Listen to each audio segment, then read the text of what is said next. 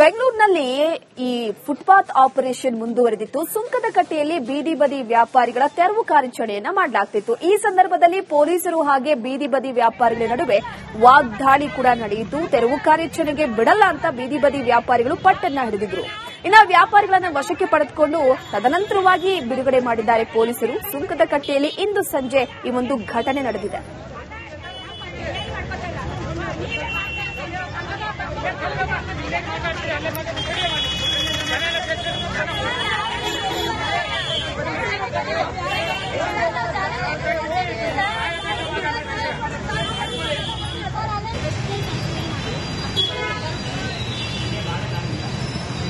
ಈಗಾಗಲೇ ಬೆಂಗಳೂರಿನಲ್ಲಿ ಈ ಬೀದಿ ಬದಿ ವ್ಯಾಪಾರಿಗಳ ತೆರವು ಕಾರ್ಯಾಚರಣೆ ಯಥಾಸ್ಥಿತಿಯಾಗಿ ಮುಂದುವರೆದಿರುವಂತದ್ದು. ಇಂತಹ ಸಂದರ್ಭದಲ್ಲಿ ಸುಂಕದ ಕಟ್ಟೆಯಲ್ಲೂ ಕೂಡ ಬೀದಿ ಬದಿ ವ್ಯಾಪಾರಿಗಳನ್ನ ತೆರವು ಮಾಡುವಂತಹ ಕಾರ್ಯಾಚರಣೆಯನ್ನು ನಡೆಸಲಾಗ್ತಾ ಇತ್ತು. ಆಗ ಏಕಾಏಕಿಯಾಗಿ ಬೀದಿ ಬದಿ ವ್ಯಾಪಾರಿಗಳು ಕೂಡ ಪೊಲೀಸರ ಮೇಲೆ ವಾಗ್ದಾಳಿಯನ್ನು ನಡೆಸೋದಕ್ಕೆ ಶುರು ಮಾಡಿದ್ರು. ಈಗಾಗಲೇ ಕೆಲವೊಂದಿಷ್ಟು ಕಡೆ ಈ ಬೀದಿ ಬದಿ ವ್ಯಾಪಾರಿಗಳ ತೆರವು ಕಾರ್ಯಾಚರಣೆಯ ವಿಚಾರಕ್ಕೆ ಸಂಬಂಧಪಟ್ಟಂತೆ ಬೀದಿ ಬದಿ ವ್ಯಾಪಾರಿಗಳು ಆಕ್ರೋಶವನ್ನ ವ್ಯಕ್ತಪಡಿಸ್ತಾ ಇದ್ದಾರೆ.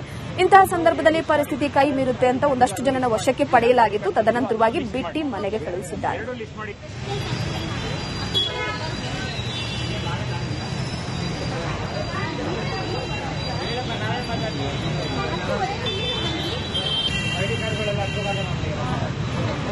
ಲಿಸ್ಟ್ ಮಾಡಿ, ಯಾರ ಹತ್ರ ಐಡಿ ಕಾರ್ಡ್ ಇದೆ ಅದು ಲಿಸ್ಟ್ ಮಾಡಿ, ಯಾರಿಗೆ ಐಡಿ ಕಾರ್ಡ್ ಬಂದಿಲ್ವೋ ಅದನ್ನು ಲಿಸ್ಟ್ ಮಾಡಿ, ಎರಡು ಲಿಸ್ಟ್ ಮಾಡಿ.